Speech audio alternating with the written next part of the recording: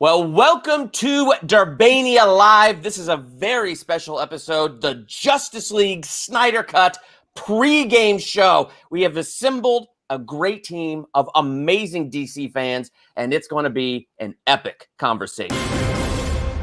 I bet your parents taught you that you're here for a reason. Find out what that reason is. You can save them. You can save all of them. Yeah!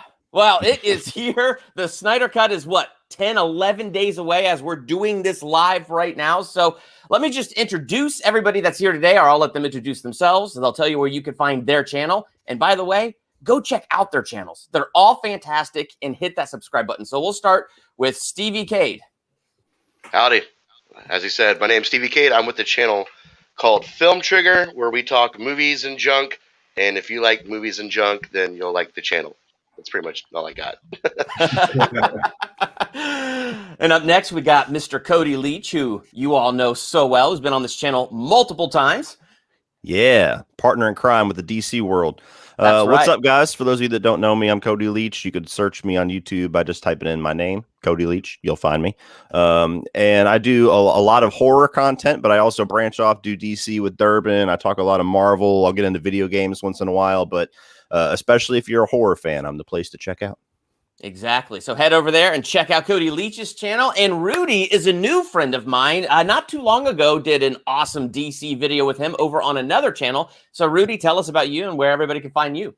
Hello, everybody. I'm Rudy. You can find me at Rudy's Movie Reviews on YouTube. Just type that in. I do some first-run movies, but my passion is 80s films. I go back to the films that I really hold a piece of my heart, and I go back and revisit them as an adult and just talk about that. So if you love 80s stuff, retro stuff, go by my channel.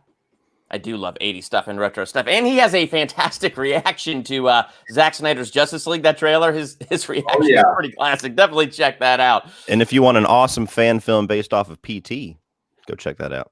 That is right. I was impressed with that. Thank you, sir. Thank you. Appreciate that. Well, like I said, I think all of us here are pretty big DC fans. Like Film Trigger, when you started your channel, like you were all over that hashtag, the Snyder Cut. We wanted it so bad. Flashing on the screen, yeah.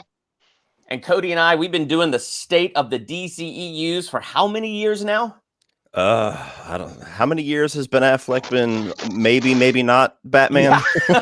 All of them, I think. Back when we were doing the game of, they released the news, I got to do a video. Oh, they released a recant, we got to release a video. Oh no, they did another one. Then we just said we'll just do a live stream. To hell with it. Yes, let's just forget all that. Yeah. And Rudy has some great content on his channel as well with Man of Steel and Justice League. And so we're all huge fans. And I think every single one of us here is super passionate about the Snyder Cut. Maybe some of us are a little bit nervous, but at the same time, there is a passion to get this original vision. So our goal here today is kind of to go through some of the, main characters and main plot points that were begun in Man of Steel, made their way through Batman vs. Superman. And then as we dive into Justice League a little bit, we're not going to get too heavy in Justice League, except maybe to talk about what opportunities were missed, how we were crying on the inside and deeply wounded, all of them, yes, and what we are really hoping a 4-hour cut can fix. So the first thing, and by the way, let me just say this to all of you watching right now. Join us in the live chat with your thoughts, with your theories, what you hope to see. And so periodically, we would love to bring up your comment and answer any questions you have. So guys, if I, am on a graphic and completely miss a great comment, be sure to let me know. For sure.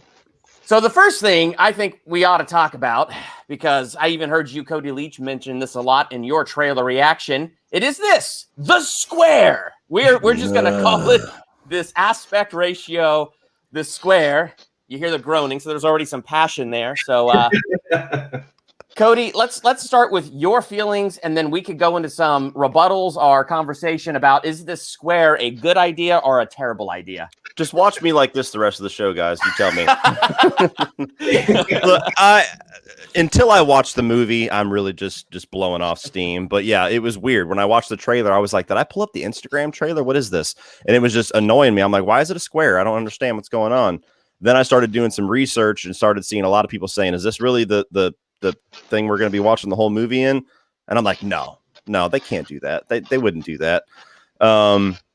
And yeah, I guess he shot it all in the IMAX aspect ratio, and it's not going to be reformatted for our non-IMAX TVs that we're all going to be watching it on.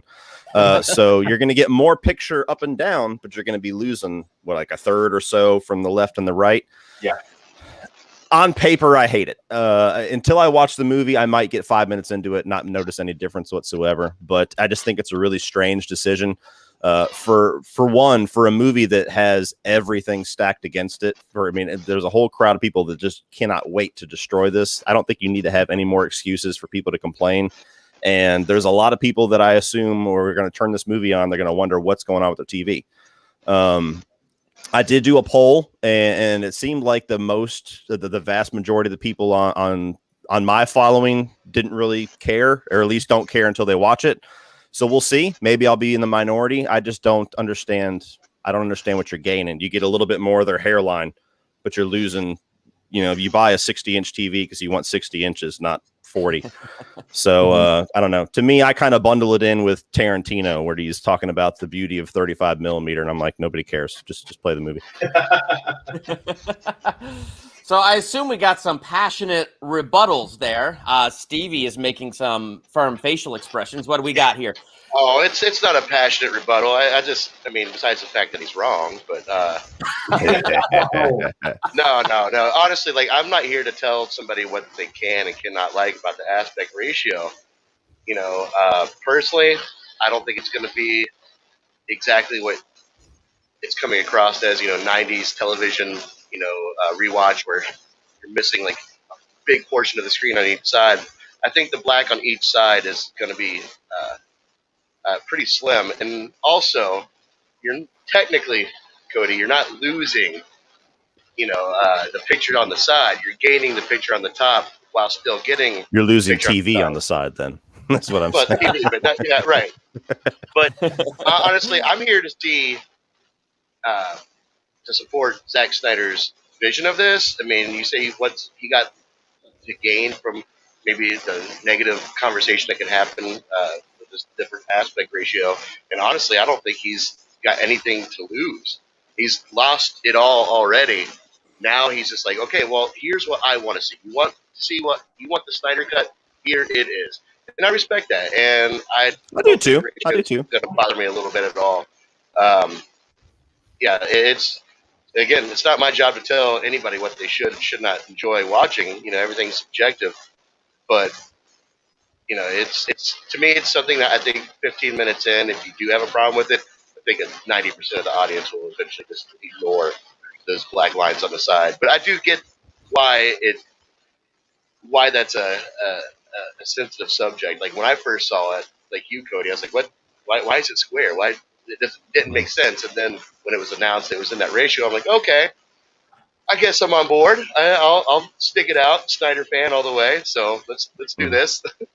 But yeah, I don't think anybody's going to have anything to lose here. He's already lost it, and he's presenting what he wants. So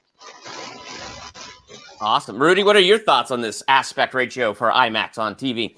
Well, it's two things. I get what Cody's saying. There's a ton of people. I say 50, 60% of the fans out there are ready to hate this film for any way, shape, or form, or the CGI. Well, now the aspect ratio. People are just ready to hate it. Personally, it's Zack's vision, and I don't care. I mean, remember when The Lighthouse came out a couple years ago, and it had that 35 millimeter ratio? It was a weird adjustment at first, but after a while, I got used to it. And I love film from all over the world, so subtitles or whatever format. After a few minutes, I forget about it, and I'm not even looking at it. So yeah, you lose TV at home as far as the real estate is, but for me watching it, I'm probably gonna forget about it after a few minutes. Awesome. Now, I'm curious about this. I was watching some interview with Zack Snyder on IGN, and I thought this was interesting. And part of it is kind of his attitude here. He's going to have a black and white version of this movie. And the reason he's doing a black and white version is because this movie itself just shouldn't exist. Let alone WB definitely didn't want a black and white version. So it's kind of like his giant middle finger to them, like, yeah, here's another version that really shouldn't exist. Are you guys curious in a like Neor version of Justice League, or are you just going to go for the color? I got no interest in it. It's a movie that doesn't have anything to add with black and white. It's not like we're watching an old-fashioned Sergio Leone movie or something. It's Justice League. So, I mean, he's going to have a fourth cut. He'd be like, this one's totally out of focus. Check this one out. And it's just like, I don't. That's where it starts to get a bit much for me. It's like, all right. I love you, Zach. You got your movie. Let's put the middle fingers away. I agree with Cody on that. I don't think the black and white will add anything personally. Much like Logan, when they did the Logan Noir version, I watched it and I'm like, man, I really wish this was in color right now. So I switched back to watching the color version because it didn't add anything to it. Now, maybe if there's like some things in color, like just the blood specifically in Logan, then that would have been cool, a little Sin City like, and I would have enjoyed that. But all black and white, I don't find it to be necessary. Yeah. Black and white's got to contribute to the film. Like I said, Logan, I have that copy on the Blu-ray. I've never seen it, and I know The Mist, that Stephen King film, has a black and white version as well. And I did enjoy it in that ratio, in that color rate. But I'm a fan. I'll buy it anyway. So yeah, black and white, Panavision, whatever you want to do, 3D, I'll buy it. Yeah, my money. Yeah. Yeah. Well, I think the 3D fad has officially passed, and I don't think anybody's, pumping these things out in 3D anymore. But yeah, no, I agree. I'm just excited to see the movie and see exactly where he's going to go. I don't think black and white adds anything to it, or I just don't even care. Give it to me in color. Was he going to release it in IMAX in black and white? That's the last rumor I heard. I don't know. I mean, the all I got out of the interview that I watched was that he was going to do a copy in black and white because it's just like this ultimate version that shouldn't exist. And apparently it was in black and white when he kept it on his laptop. So like it was his little keepsake when everything else was trashed. And so he had his own little unfinished version in black and white. So gotcha. I'm guessing it's just for him. It's that personal thing. Like, this is his victory. So yes, you could put out a black and white one. I'm going to watch color though. Well, speaking of color and some color changes here, let's dive into our most valuable player in this pregame show, the Man of Steel. Superman is, my favorite hero of all time. So I have no trouble on my channel being 100% biased and saying Superman is probably the most important part of this movie and handling his story with care. And one of the reasons my opinion on Superman is so strong is because, to me, what Zack Snyder was doing with his story was so incredibly interesting. I mean, if you look at Man of Steel, the bottom line story there is he's trying to find hope, and he's trying to find his place in the world. And like, what is an alien like him? How does he live in this world? And even when Zod shows up, he goes to that priest, and he says, well, Zod can't be trusted, but I'm not sure if mankind can be trusted either. So his faith in mankind is kind of shaky. But when Zod presents him a choice, Earth or Krypton, he chooses Earth, the planet that adopted him. He realizes Zod is a slave to the way that they were artificially created on Krypton, and he wants Earth to be free, so he chooses the planet that adopted him, which goes into a very interesting theme in Batman vs. Superman. And in that incredibly interesting theme, Lex Luthor turns the world he chose against him. So through each of these scenes, and whenever Superman shows up to save people, Lex Luthor makes something tragic happen and completely frames him. So this gets into Superman's head, and it kind of freaks him out a whole bunch. And at the same time, the world is turning against Superman because there's all this death. They're already afraid of him as it is. And wherever he shows up, there now tends to be this pattern of fire and death and dismay.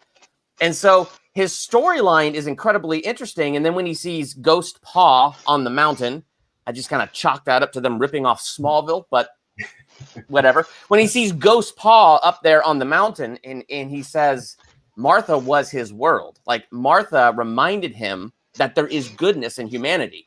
And so Superman chooses a new world by the end of this movie, and that world is Lois Lane. His reminder that there is goodness in humanity, and he lays his life down for her. I feel like we got gypped on that plot line in Justice League. I feel like they didn't even mention the engagement. There was even one trailer where he notices the ring on her finger, and he says, so is that a yes then? Pointing to the ring. And that scene was cut from the movie. So I feel like we got totally gypped of this amazing storyline, and I'm just curious, what are your guys' thought on the Superman storyline, and what does Snyder's cut need to do to complete that?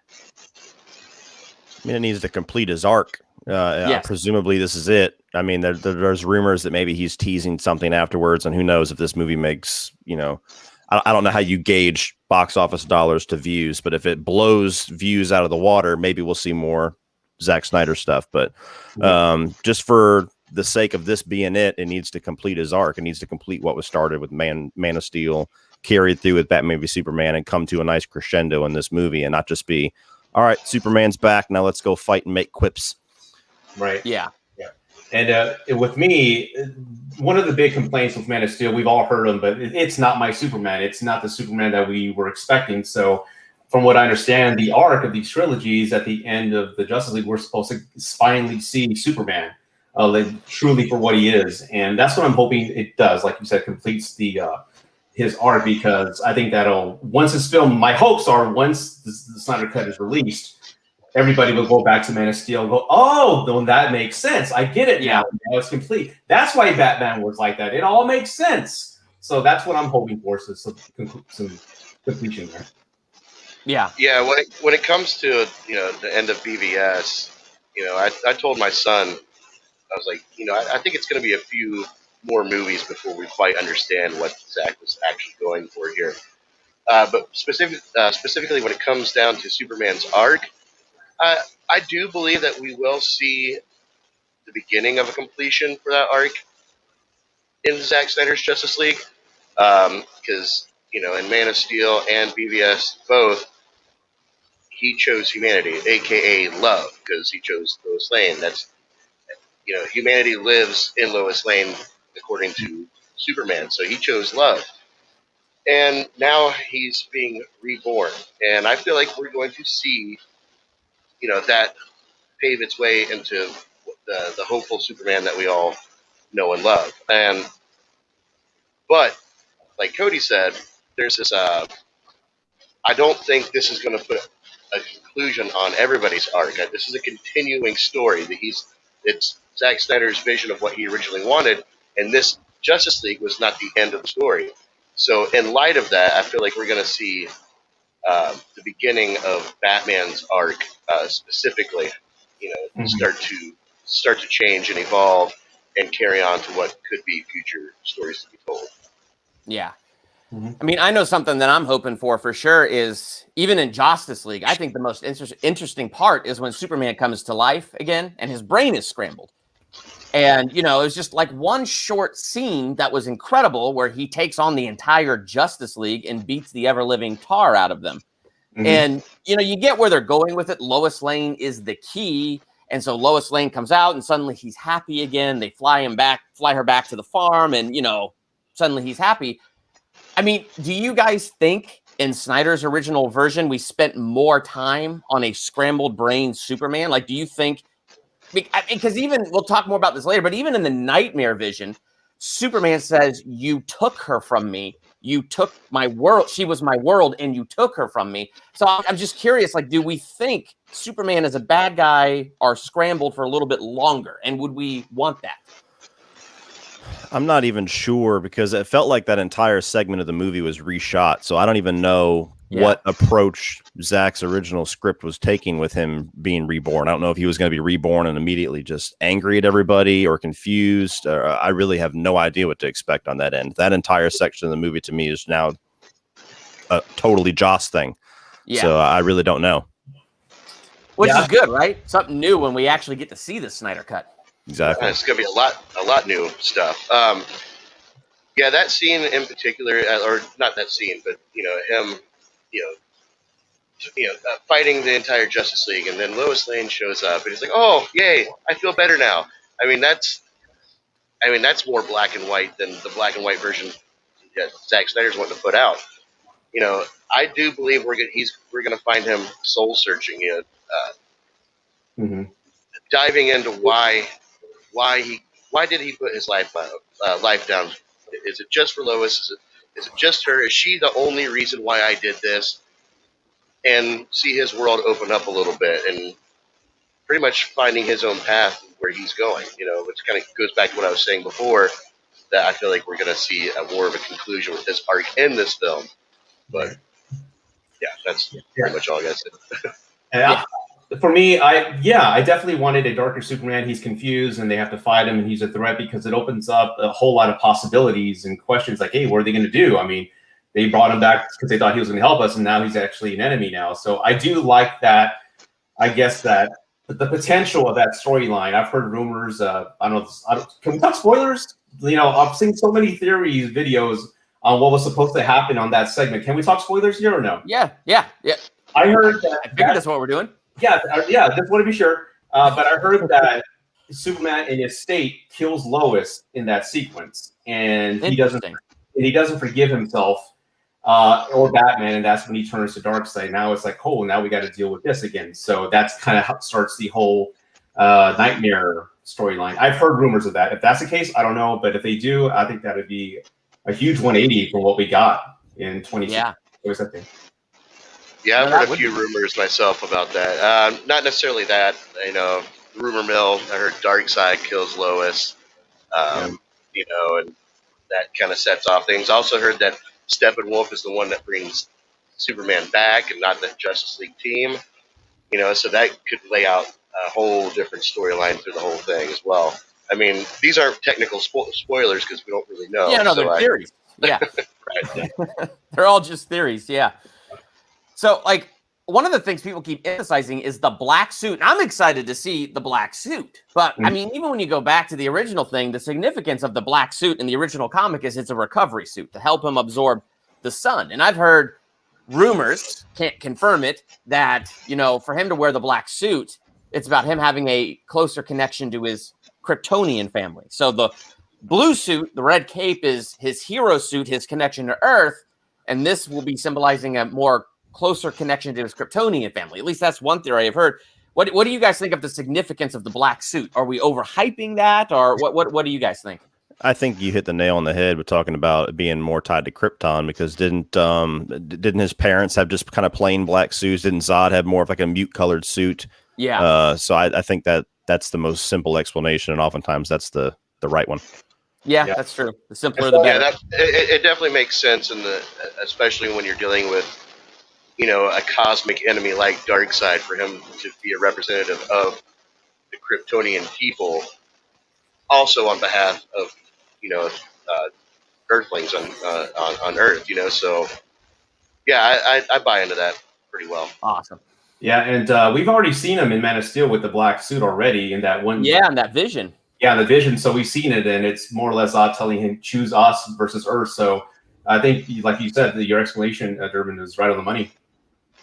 Awesome. Well, we'll see if that's true, because I'm not saying that's what's happening. That's just something I read somewhere on the internet. So we all know what that means, and we all know with what grain of salt to take it.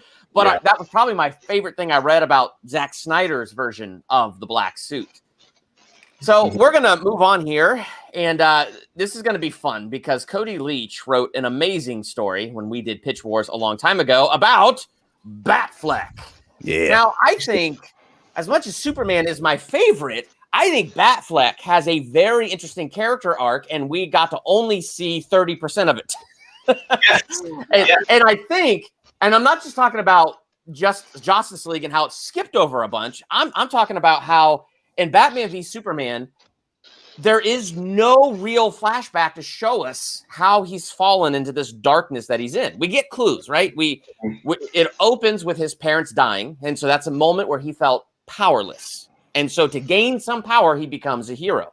Then we get this picture of the Robin suit that says, ha, ha, ha, joke's on you. So DC fans go, death in the family. So we automatically go, Robin has died. So maybe that's another moment where Batman feels powerless. But the Martha scene gets made fun of. And I think rightfully so, because I don't think the buildup was executed the way it could have been. Because I feel like the Martha scene is Batman becomes the villain he's been fighting all this time in his quest, because he was powerless and he felt powerless. So it made a good man cruel. But Cody, I want to take it to you first because of that amazing Pitch Wars Batman story that you did. Do you think we needed a prequel to help make this more powerful? And do you think it's not too late for Zack Snyder to bring that power back? I don't necessarily think we need a prequel. I'm actually pretty infamous for not liking prequels. I like the mystery more, but I do think that we needed that character fleshed out more. And that was one of the bigger heartbreaks whenever all this started to fall apart. Like you and I were debating back and forth for months. It was like, is he out? Is he in? Is he staying in? Is he just dropping director? Is somebody else writing? What's going on? Oh, he's out. And then even just hearing the announcement that he was going to be in The Flash, that was more exciting than The Flash being in The Flash. It was like, oh, more Batfleck. So I think it's just as simple as it's a different type of Batman that people argue about the darkness of Zack Snyder's stuff. I think that his Batman actually benefits from the darkness, and that character is born and bred in darkness. So the more dark, the better. So I think it's just that lack of closure that we have with the character that hopefully there's enough here that even if the Flash is just kind of like a gimmicky entrance of him, or he's just going to be there for a little bit, all signs are pointing to that's probably it for Batfleck. So my biggest hope is just that, along with all the other things this movie has to deliver, is just giving us some nice, maybe not prequel stuff, but more understanding of this Batman and more of a growth. Besides, I mean, all we got in Justice League, he's like, oh, he's more human than me. Yes. And then just looks, and then that was pretty much it. And then he's riding around in the Batmobile the rest of the time, shooting at parademons. So I want a little more meat on the bones this time for Batman.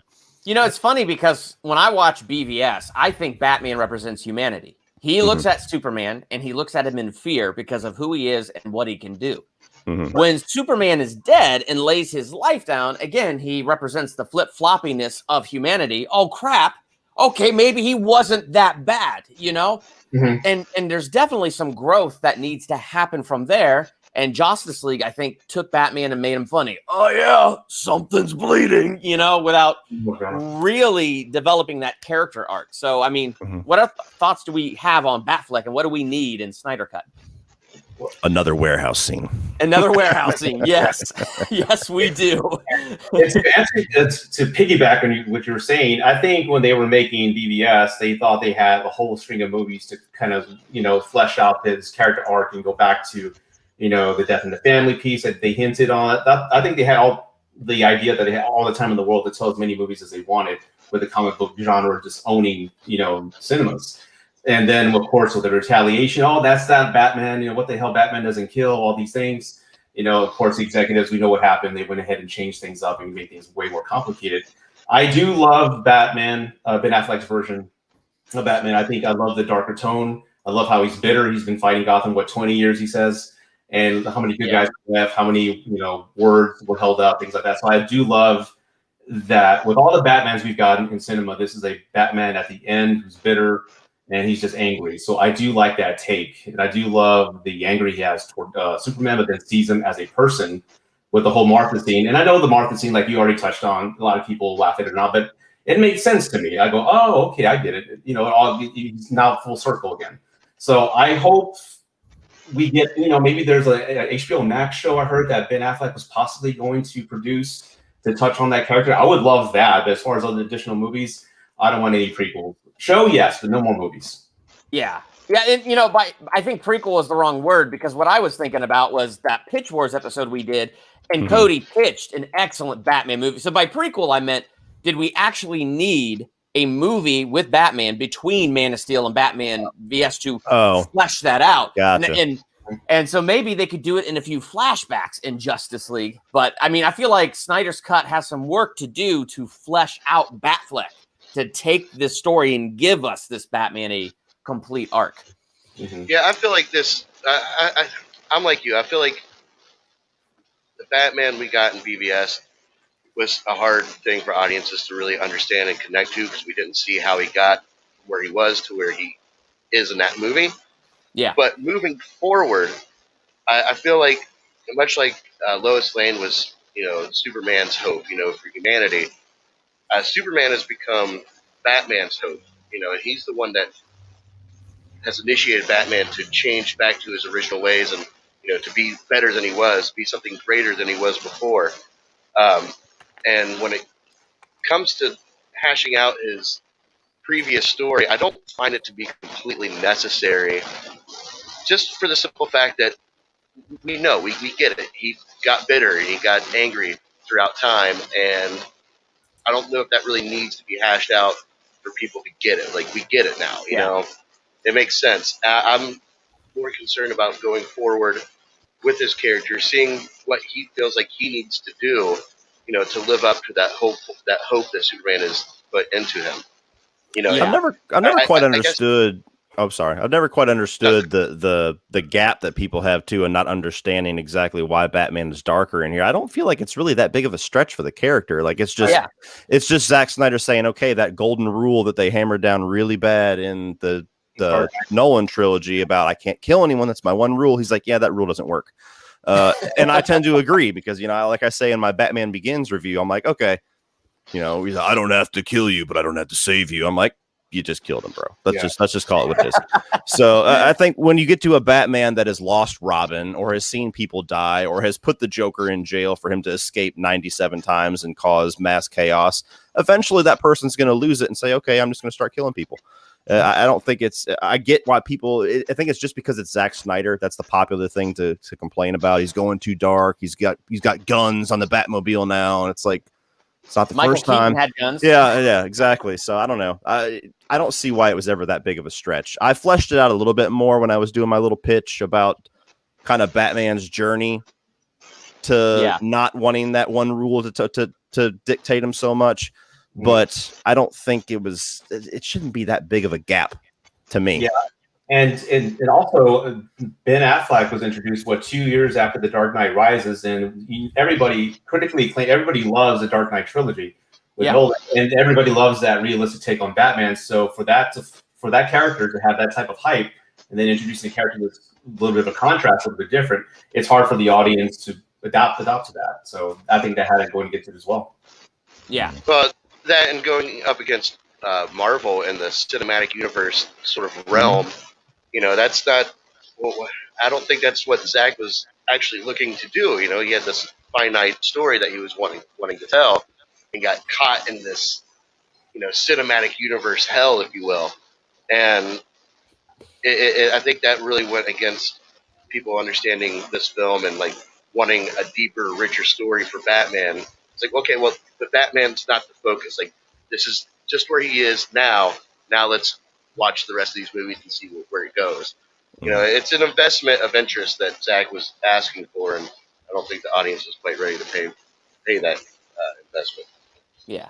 Can I ask you all a controversial question that may or may not get you in trouble with DC fans? Sure. Was the Martha moment really that bad? Go. In execution, yes. The idea is brilliant.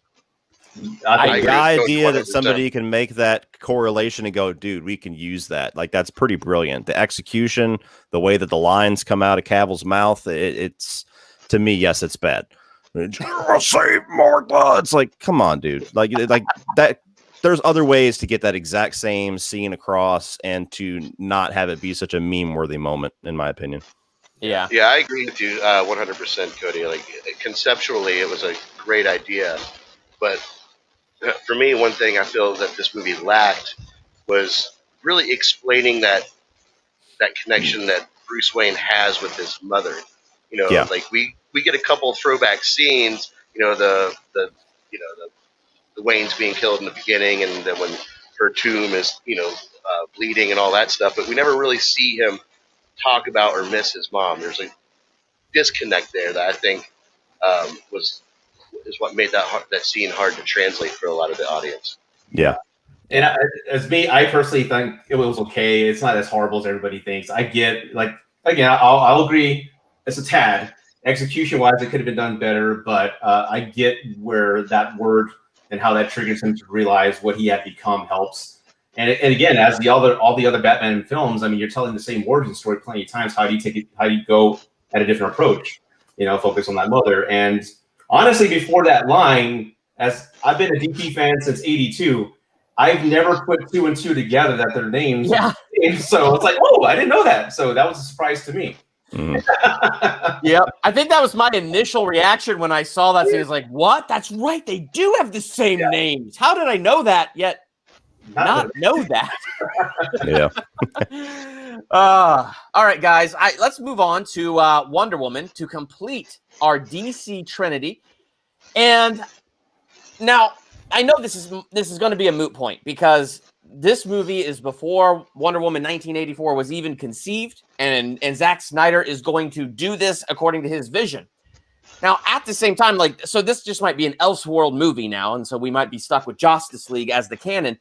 But even then, I feel like Wonder Woman 84 sort of throws a monkey wrench into the continuity of things. I think as a standalone movie, I think it's a little too slow, but it's okay.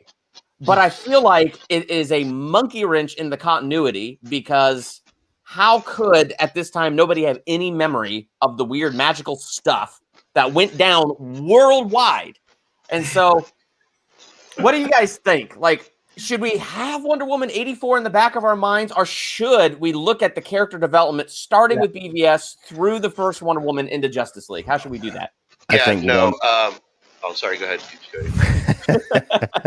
I think Wonder Woman 84 is very clearly a movie that you should not invest too much canon into. I think it's like one of those fun movies, but you start dissecting it and you're just going to run into walls left and right. We debated this pretty hard on Brian's stream. I agree with you 100%. I feel like the whole mythos of Superman being like the first contact of a superhuman being, and then her being in hiding basically is the reason for that. She had her little splash in World War I, and then that was it. Yeah, she even has the line in BVS, I walked away for how long? 100 years. And in Wonder Woman 84, she's secret, but that's not walking away. Yeah, I think that's DC just doing their current trend of things where they're focusing more on what's going to make this individual movie better and not necessarily worrying about how things connect. So I'm not even going to think Wonder Woman 84 throughout this entire movie. Yeah, me neither. And honestly, Wonder Woman 84 can get the Iron Man 3 treatment, to where it totally throws off all continuity, but it could be fixed away with one line of dialogue, that kind of hashes over like, oh, this is why nobody remembers that. Right. Yeah, I don't think it's imperative at all to consider that movie. Yeah, moving I don't forward. know. So. Yeah. Go ahead. Sorry. No, you go ahead. I had nothing. I was just saying, in agreement. Yeah, and I kind of imagine the frustration with Patty Jenkins and all the writers because, when they started Wonder Woman, they probably thought, okay, now we have a universe. It's all being built around us. And then everything's so in flux and so many indecisions and things are changing.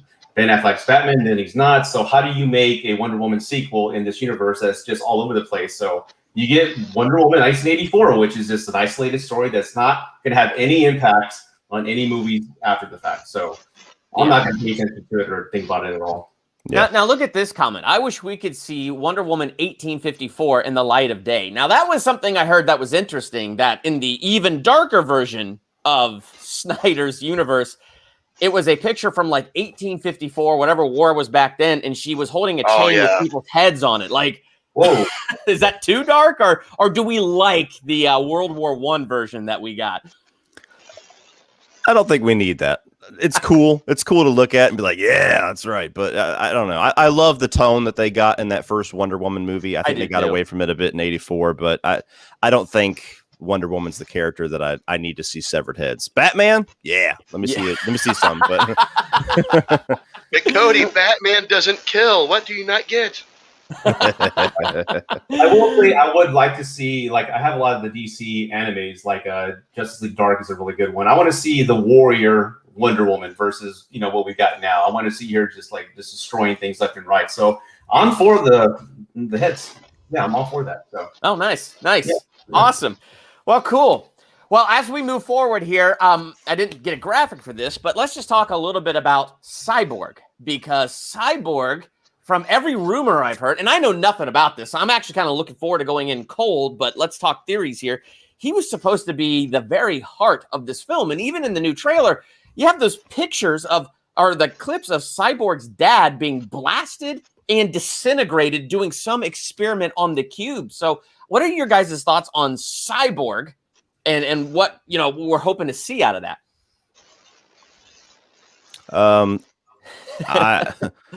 I think with a character like that, where I think it's pretty easy to say he's the least known, least recognizable of any of them. You kind of have to force him into an integral role, otherwise he's wasted. Which, again, I haven't seen the Justice League cut since theaters, so I'm still kind of blanking on some of it. I'm going to rewatch it here soon, but I don't think he was a very major, memorable part of that movie. So they actually, kinda, in point of fact, none of them were a major, memorable part of that. That is true. That is true. But I don't know. I want to not say my word. I'm going to say my words carefully. A lot of the stuff that's been going around with Ray Fisher for the past umpteenth months has kind of made me not care about the character, because I know we're not going to get anything beyond this, no matter how good or great this movie is. So I honestly don't care. I hope he's cool. I hope he doesn't like take away from the movie, but he's the least invested that I'm the least invested in his character of any of them. Yeah. I'm curious how they're going to utilize him, because, like I said, if any character, we don't know much about him. I do like the portrayal that they have of him on Doom Patrol. I don't know if you guys have seen Doom Patrol, but I love the Cyborg on that show. That he's really fleshed out. But I know from storyboards that I've seen that he's a pivotal piece in the Nightmare sequence, and just defeating Darkseid. As far as him being the heart of the team, character-wise, I have no idea how they're going to do that, and I can't wait to see how that's portrayed. How about you, Steve? Yeah, I mean, obviously we don't know how he's the heart of the movie exactly. I mean, we could theorize all day, but I'm excited to see how they use his character to become the heart of Justice League. Like that's because from what we got in Justice League, I have no clue. I have no idea how they were going to shoe that in exactly. But when it comes to all the political side of things, with Ray Fisher, he's not like I'm like Cody. I don't want to say right? much on it, but I'm already getting blasted in the comments for it. Oh no! It's a very tough situation. So I hope this movie makes the audience realize what Ray Fisher is sacrificing to make his points. But I hope it doesn't hope his points don't take away from what the character is supposed to be. Does that make sense? Yeah. Well, I'm just, like you've all kind of just pointed out, there's a lot of stuff that when you watch the Justice League, a lot of stuff is left hanging. And then when you hear rumors like Cyborg was supposed to be the heart of the movie and he's kind of the main character, and then you watch Justice League and he's not. Like, his part is just as small as all the other heroes' parts, other than the fact that he hid one of the mother boxes. Like, that was that's because Justice League is a empty fan service movie. It's made it's made to look, we got Danny Elfman back to do the music, and Superman suit super bright and colorful, and Batman, he's doing Batman things. All right, guys, come spend money. It's an empty fan service film. They tried to pep it up and make it more fun, and they blew it. And so now we're going to see the real version of this movie, and I'm super excited about that. So I'm super excited to get a hold of the real version of this movie too. And what's really interesting, so again, back to this point, Justice League left a lot of things hanging. So Batman vs. Superman in the end gave us an incredibly heavy beat. Our Lois gets a package after the death of Superman with an engagement ring. And in Justice League, there's not even a line to that. Yeah, they still love each other, but there's no mention of the fact that there's a ring. Now, there's something else really big, even bigger than the engagement, that Justice League left twisting in the wind. And it's the nightmare vision. I mean, I was left with so many questions. And when Justice League came out, it's one of the things that made me not like BVS because of how weird and out of place it was. Because how weird is it that it looks like Batman staring at a computer screen, and then suddenly we have this crazy vision? Then it's like he wakes up from the dream, and there's the Flash.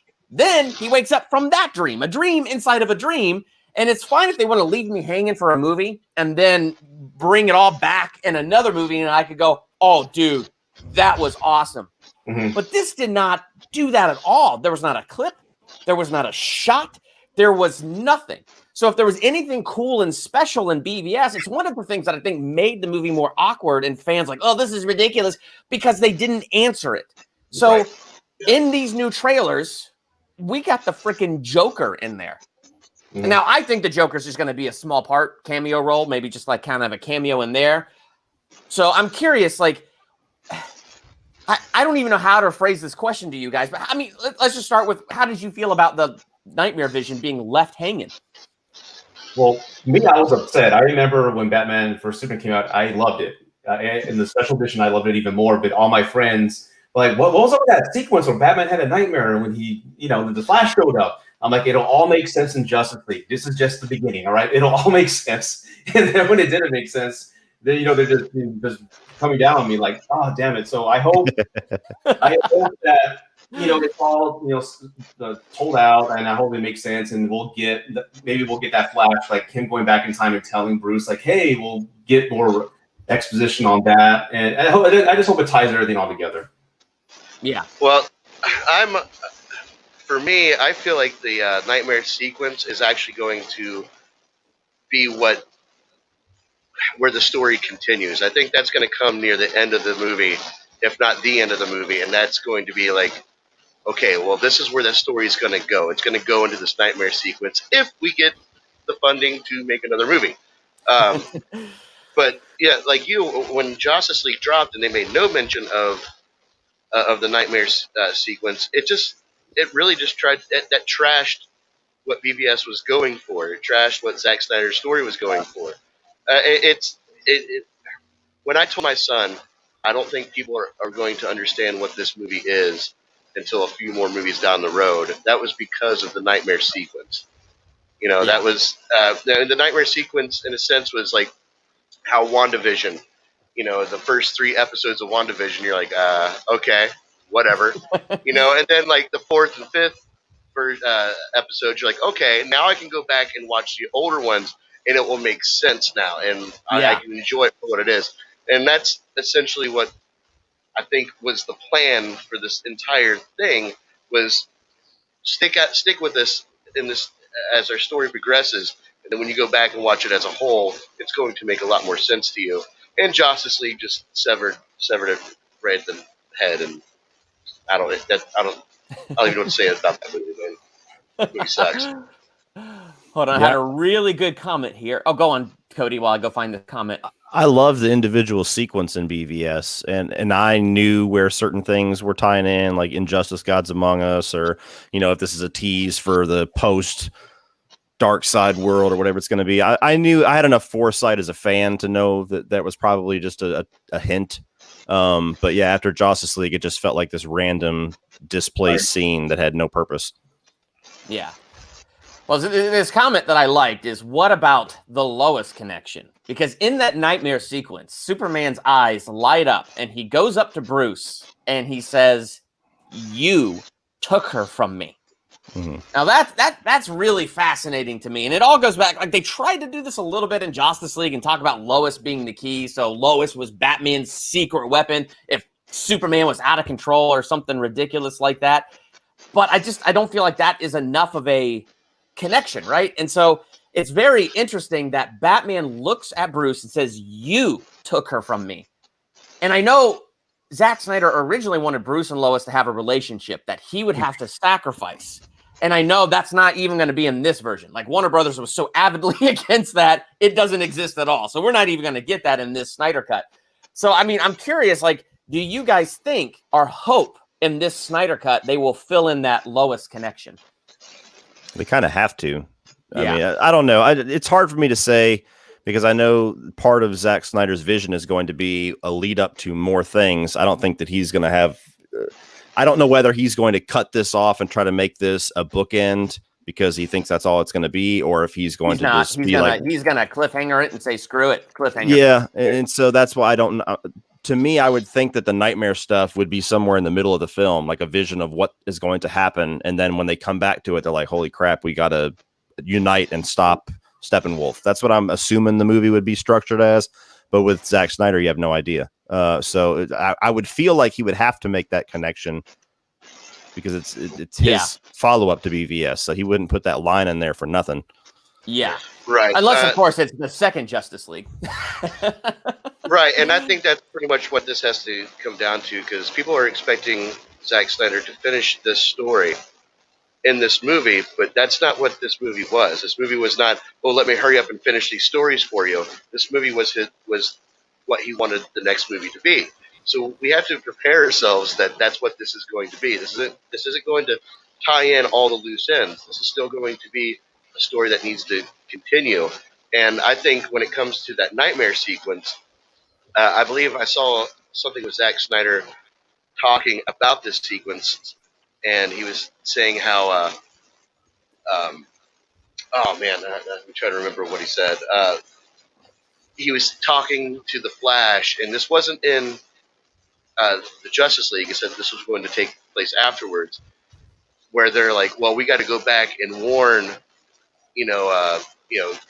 Bruce Wayne about, Superman turning evil or whatever. And he goes, okay, well, we need to go back on this certain point because whatever point you went to before, I just got some rambling of, Flash rambling, crap at me that I didn't know what, if it made sense or not. Mm-hmm. But anyway, I'm rambling on now. But my point is, what we're meant to do here is ramble.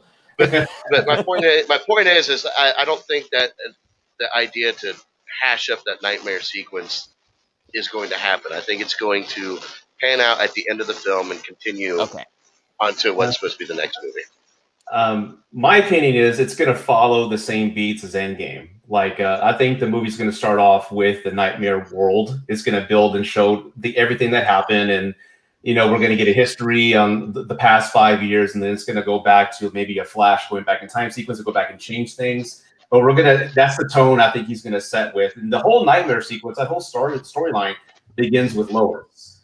Lois, something happens to her. More than likely, she's going to die. And that's how it all continues from that point. But I think more or less that's how it's going to build out. And I think it's going to be, out of the 4 hours, I think it'll be an hour of the film. That's just 45 minutes from now. I think it'll be a good chunk of it.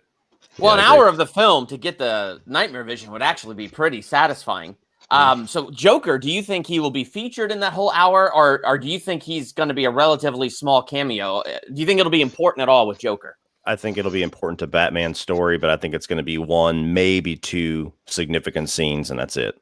Yeah. Right. It's going to be him, Joker, and Deathstroke, because I know he's in the film as well. They're going to go this final battle. They're going to die in front of Batman, and Batman's going to be captured, something to that effect. But yeah, there's going to be an action or something done by those villains that's going to have us, the audience, like, wow, they've certainly changed, and they're fighting alongside Batman. So something epic's going to happen. Yeah, I'm looking forward to seeing what they do with that. Here, I'm pulling up my next thing here. So we got the nightmare vision. A couple with that is something else we didn't get at all in Justice League. Darkseid. This dude had one name drop. Otherwise, this was Steppenwolf's movie. Like, this was all Steppenwolf's thing in Justice League. And so in this last trailer that we got quite a few more shots of Darkseid. So it doesn't look like it's just some flashback. It looks like Darkseid's going to have a pretty legit role. Now, personally, I think it's going to be small. Like, I don't think his role is going to be that huge. I just think we're going to get to see him. And it looks like we have that scene where Steppenwolf is bowing down before him. But when it comes to Darkseid, what are you guys expecting? Not a whole lot. Same as you. Yeah. I think I'm going to liken his involvement in the film to the amount of Thanos you get in Endgame compared to the amount you got in Infinity War. I think that Steppenwolf will probably be like your Infinity War size villain, and Deathstroke. Whoa, Darkseid will be the big looming presence that'll have a few key scenes probably. Right. Yeah. Anybody else? Yeah, I think he'll be there, like, for the most part of the movie. We'll probably get maybe interaction between him and a main character. I don't know what, but I think that'll lead to the cliffhanger so we can get more Darkseid. I think at the most of the film, we'll get maybe 5-10 minutes of him, but not very much involvement in the film. Awesome. Yeah, I agree with that, but I also believe that this is going to be a Steppenwolf failure movie. Like, he's going to constantly be failing Darkseid. He's going to constantly, almost, getting what he's supposed to get done, but doesn't quite meet up to that. We're going to see his character get tore down pretty well. Mm-hmm. But to kind of answer the question, I think Darkseid, as someone said before, he's just going to be a looming presence until Steppenwolf's actual demise, probably at the hands of Darkseid or something close to that. Yeah. Awesome. Well, that leads us into the last topic that I have. And the last topic I have is Steppenwolf himself. I mean, look at that. That is almost night and day different than what we got in Justice League. And one of the things that I love is in the trailer, in that shot, his armor's like moving, like it's living scales and stuff. I mean, I know it's like just armor, but it looks sweet. So let's just be superficial right now. What do you guys just think of the look? Like, does that look have a more appealing aesthetic than what we originally got? Oh, for sure. Yeah. It's definitely more frightening, and it ties to the extended BVS edition where we get a hint of him. When Yeah. So it connects together, but I definitely, it's definitely improvement. The original Steppenwolf looked like a PS3 villain. Yes, he did. Yes, he did. Horrible. And it's not, Yeah, at the design team, they just had to make changes right away and render as fast as they could. So he just looked horrible overall. Yeah. He did look horrible. Stevie, any thoughts on the look? Are you excited for how this guy looks? Oh, well, I mean, that's the only way he looks. That's the way he looked in the extended cut of BVS, or the actual only cut of BVS, I think, now. Yep, it is the only cut, yes. It just, yes, I like the look. I think it makes more sense. And I didn't even realize until this trailer that was his armor around him. I thought he was just like a metallic character, I didn't quite understand that until I saw his armor peeling away in this trailer. Yeah. But yeah, I like that. I think it's a good look. I think his voice enhancement is a lot more sinister, a lot better. And I'm really excited for the actor that played him to actually see his role played out the way it was supposed to. Because I can't remember the actor's name off the top of my head, but I know he was very upset, with saying that this wasn't the role that I signed up for. This was not the movie I filmed. So I'm really. I do excited remember that. Yeah. Yeah, I'm excited for him, along with everyone else, to get their characters what the movie they planned for, to get that justification, for everything that they thought they were doing. Yeah. What's really funny is, so Darkseid's name is dropped one time only in Justice League, and it's dropped for 1 second by Steppenwolf, and so it leaves you hanging. Like, what is even his relationship to Darkseid? Like, is he his right-hand man? This seems like it's Steppenwolf's crusade, not Darkseid. So he might have said for Darkseid, but it's really for himself. So my question is, now getting deeper into this character, where they cut so much out of this movie and took a 4-hour thing and made it under 2 hours. Now that we have this full thing back, what do you guys think is the actual relationship here between Steppenwolf and Darkseid? Just a subordinate. This, somebody that like his right hand man, something along those lines. Yeah, I know they have the trailer. I don't know all the characters' names, but in the trailer there was people freaking out about a couple characters behind Darkseid. Yeah, I don't know their names either, but I thought that was cool. Yeah, I assume he's just part of that group, maybe higher up. Yeah, it looks like Darth Vader and the Emperor, same thing. Darkseid's the Vader piece, and he's just the go-to guy, just to get the world ready for his lord, and he's going to fail, and then something's going to happen. Yes. Yeah, pretty much. I agree with that. I mean, I wouldn't even say he's the right hand man of Darkseid. As I said, I think he's a glorified minion trying to prove himself, and so this is his chance to then prove yourself to me. Take care of this, and I think he'll ultimately fail at that, obviously. But yeah.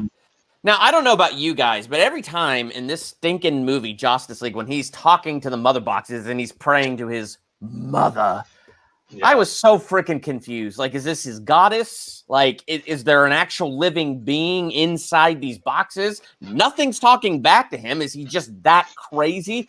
And yet, in this trailer for this new Zack Snyder Justice League, that stupid wall that he put the boxes in, where they slowly dissolved through the wall for no reason and came together, all of a sudden we have like this giant fiery Darkseid form coming out of it. So, I mean, I don't even know how I'm framing this question, but it's just, I look at this and I just think there has to be more to those mother boxes and whatever it is Darkseid, Steppenwolf is praying to. So, like, I mean, do you think this is like a communication device? Rudy, your hand is up. Go. Yeah, I think really with remember the Wonder Woman exposition scene in the Justice League where she's talking about the Age of Old Heroes, where Zeus and everybody were fighting Steppenwolf at the time.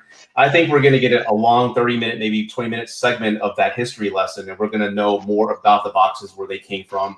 And what I also hope, there's a quick sequence of Zeus shooting lightning at Steppenwolf. I hope they kind of tie Shazam into the whole universe as well, because Shazam's like an ancient character as well. There's a Green Lantern in that sequence. So I hope we get more of a history lesson and exposition piece explaining, as you said, what are these boxes? What do they do? Why do we need to bring them together? What happens after that? We'll get a cut and dry explanation in that one scene when Wonder Woman's in that tunnel with a torch and she's looking at the history.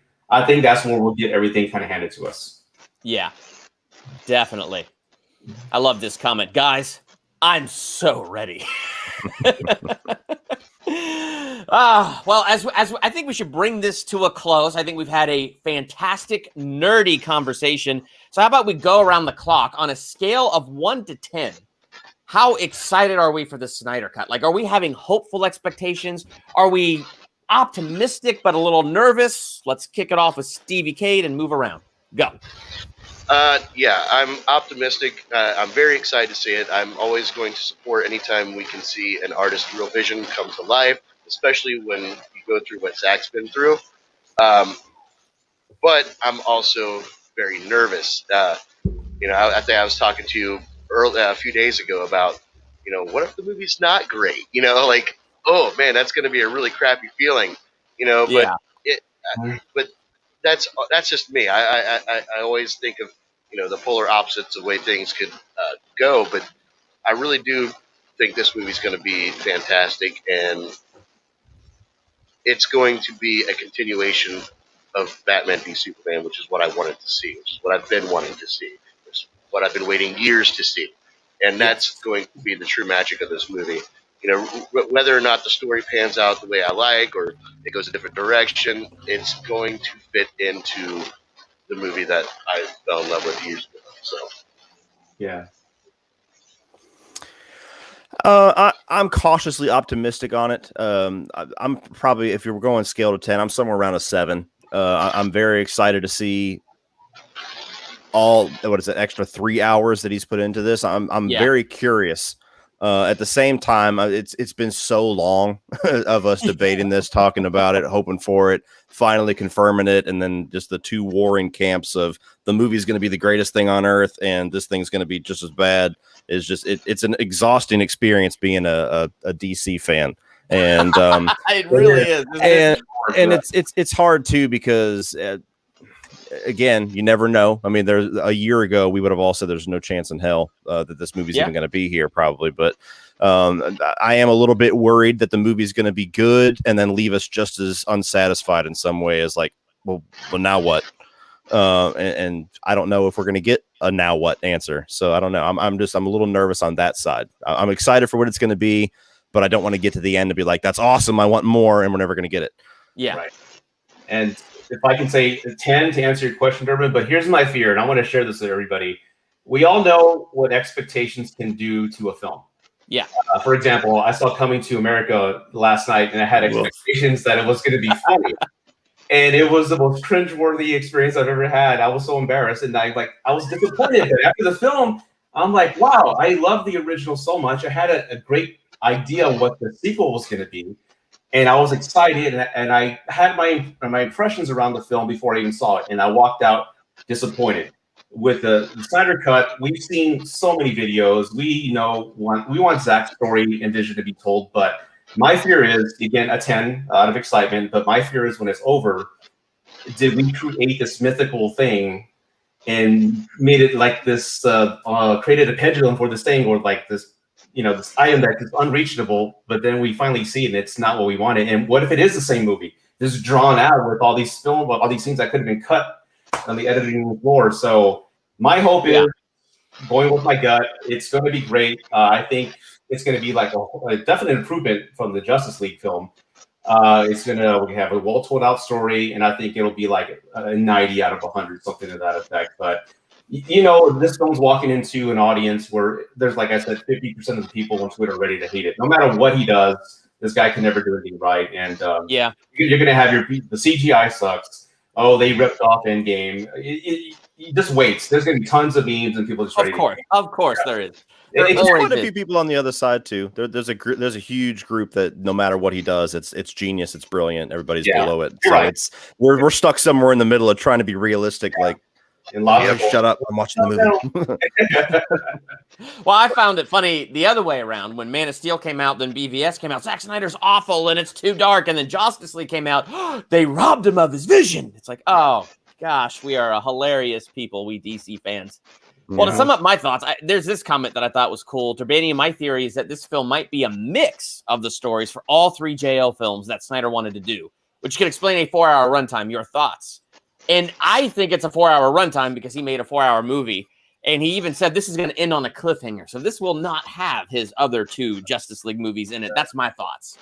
Yeah. So that also plays off of what Cody was saying, that I think we got to brace ourselves. And Stevie said this too. I think we've all kind of said this. We know this is going to end with a cliffhanger. So in some way, and we don't know what's going to come next. We don't know if the money will come in, if HBO Max will really want to kind of continue an Elseworld saga with these movies. We don't know what's coming down the line.